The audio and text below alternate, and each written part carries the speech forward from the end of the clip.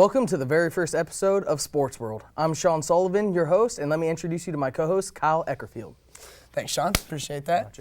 All right, that's right. I'm Kyle Eckerfield. Welcome to Sports World. This is the show about anything and everything sports, with the main focus on California teams. Of course, MJC Sports is in there as well. In our debut episode, we will be focusing on the biggest sporting event of the world of sports, Super Bowl 45, which takes place in Dallas, Texas, where the Packers will take on the Steelers. But first, let's take a look at the 2011 Pro Bowl. Let's pick up in the first half. Michael Vick hands off to Adrian Peterson, who cuts through the hole for a 14-yard touchdown run, putting the NFC up 14-0.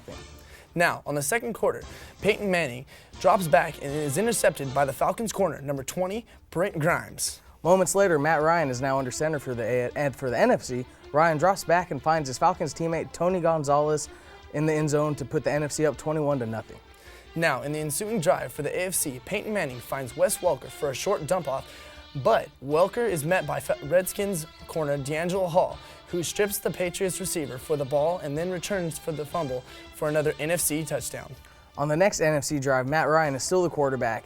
He drops back and he finds Arizona Cardinals wide receiver Larry Fitzgerald for a long touchdown reception, making the score NFC 35, AFC nothing. Later, in the second quarter, the AFC, with the ball, Matt Castle hands off to the running back, Jamal Charles, to finally get the AFC on the board. Now we're in the second half. Phillip Rivers is back as the AFC quarterback, and he throws a laser to Colts wide receiver Reggie Wayne for the touchdown to make the score 42-14. On the ensuing kickoff, the NFC attempts some trickery, but it backfires, leading to a fumble recovery by Montel Owens for the touchdown, cutting the NFC's lead to 21. Later in the third, the score is now 45-21 after an NFC field goal. Phillip Rivers drops back to find Jaguars tight end Mercedes Lewis for the touchdown as the AFC pulls even closer, making the score 45-28. But in the fourth, the NFC pulls away yet again with the score now 55-28, but Matt Castle managed to find Montel Owens for an AFC touchdown, cutting the lead to just 20. And now this is when you know you're watching the Pro Bowl because there's no blitzing and Matt Castle is facing absolutely no pressure. But he finds his teammate Dwayne Bowe, who then laterals to Montel Lewis, who gets wrapped up but isn't taken down, so he pitches it to the center, Alex Mack, who then takes it to the house for his first ever career touchdown in the last offensive play of the game. And the final score was 55-41 NFC. I mean, it was really one of the most sloppiest Pro Bowls I've ever seen in my life. Yeah, I have to agree. I mean, with the 6 turnovers by the AFC, I mean, that's just, I was pretty amazed with it. There was 8 total turnovers, 2 by the NFC and 6 by the AFC, but the person who got the MVP was actually D'Angelo Hall, who stripped Wes Welker, and he had an interception on top of that forced fumble. Right. And led to that touchdown. So well, on that, we got to give a shout out to D'Angelo Hall. I mean, he's a former Oakland Raider, and he's holding it down at the Pro Bowl, so you got to do what you got to do. Now, it's time to talk about the big game, Super Bowl 45, where the black and yellow of the Pittsburgh takes on the green and yellow of Green Bay. This may be one of the most anticipated Super Bowls of all time. Isn't that right, Sean? That's for sure. I mean, these two teams are loaded with history. Green Bay won the very first Super Bowl, actually, back in 1966. The Packers have a total of 12 league titles, 9 NFL championships before the Super Bowl, and then they also have 3 Super Bowl titles on top of that. But the team they're opposing have a lot of history, too. Yeah, that's true. The Pittsburgh Steelers are the second behind the Packers in the World Championship, but the first when it comes to Super Bowl wins, with 6 which surpassed the San Francisco 49ers and the Dallas Cowboys, with their victory over the Arizona Cardinals in Super Bowl 43. The Super Bowl matchup pits the number 2 and the number 5 defense in the NFL against each other. But defense aside, this Super Bowl features 2 of the best young quarterbacks in the NFL, the Steelers' Ben Roethlisberger and the Packers' Aaron Rodgers.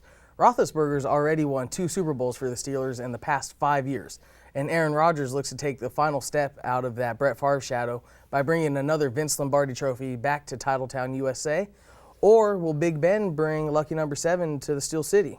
This is going to definitely be a Super Bowl you won't want to miss because we don't know if we'll have one next year, with the 2011 season still up in the air with no new collective bargaining agreement in place. So we don't know if we'll have football next year because the NFL has a little less than a month to get it in, but are you ready to introduce our newest segment? Not quite yet, not quite yet. First, we need to take a look at this weekend's scores on the Sports World scoreboard.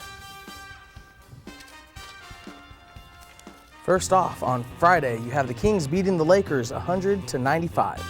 All right, also on Friday, you have the Bobcats and the Warriors playing against each other, and that was 113 to 121, and the Bobcats took that. That game actually went into overtime too. It was actually a pretty good game until the Bobcats pulled away. Yeah, it was upsetting, but it's all right. You know, they're working. The Warriors are working. And then on Saturday, you have the Kings that got their second win in a row against a winning team, actually beating the Hornets 102 to 96. Nice. On Sunday, we had the Jazz take on the Warriors, and the Warriors took that at 96 to 81. So, I mean, that's a good jump back for the Warriors. Yeah, they're looking good. They're going to hit their 20 wins soon, pretty soon. And then on Sunday, we also had the NHL All-Star Game when Team Lindstrom beat Team Stahl 11 to 10. Now, did you happen to catch any of that? I actually watched I watched that game, and I mean, because you know me, I'm a big fan, especially for the Sharks and stuff like that. But I mean, by far, like going into that double overtime with the shootout, with everything else that they did, I mean, it was just on itself was amazing. I mean, it just I don't know, I liked it. I liked the new scheme of ways that they put everything there. It kind of confused me because I saw highlights after the game, and I'm like, what's up with this Team Lindstrom, Team Stahl? I thought it was like two foreign countries going against each other because I'm not the biggest hockey follower. I mean, I'll follow the Sharks every once in a while, but most of the time I'm going to be lost if I tune in and see something like that. Well, like I said, it was good like how they did it because it made it where like you didn't know who was going to play, and it was nice to see like other people play together. So it's kind of cool how they did that. All right, well, now it's time to introduce something that we call the wager.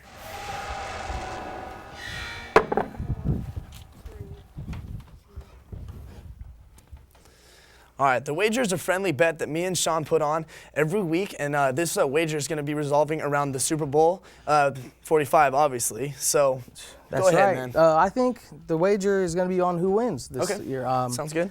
I'm going to take the Packers because I'm a 49er fan, and I don't want to see the Steelers get another Super Bowl title because they're already pulling away.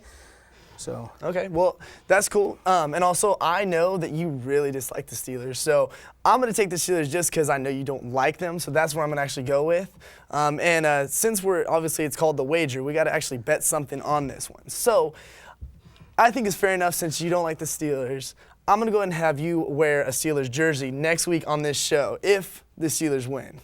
All right? All right, well then, if I have to do that, you're going to have to wear a Packers jersey if the Packers win. I hate Rodgers so much. All right, man. Sounds good? That's How can you hate Rodgers, man? The Niners should have had him. Well, they should have had him, but still, I'm from Chico, they don't have him now.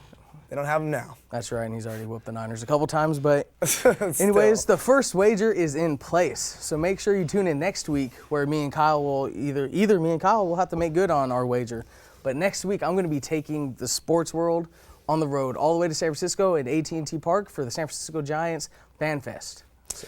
All right, this will be a big show for sure. Make sure you guys stay tuned into it. We're going to be looking at what happened on Fox with the Sunday, obviously the Pittsburgh versus Green Bay. We're going to be looking at that, Super Bowl 45, and like you said before.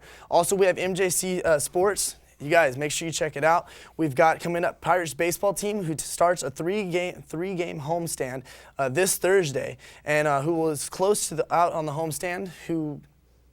They took the team. They almost took that team out. They're playing Alone. They're playing Alone, and the Alone actually kicked the Pirates out of the playoffs last year. So make sure you come and catch that and see the Pirates hopefully get some revenge on them. Right, definitely. And that's at 2 p.m. on Sunday. Also, we have a doubleheader against Diablo Valley for the girls game. That starts at 6 p.m. That's basketball, right? Yes, that is basketball. And also at 8 p.m. for the men.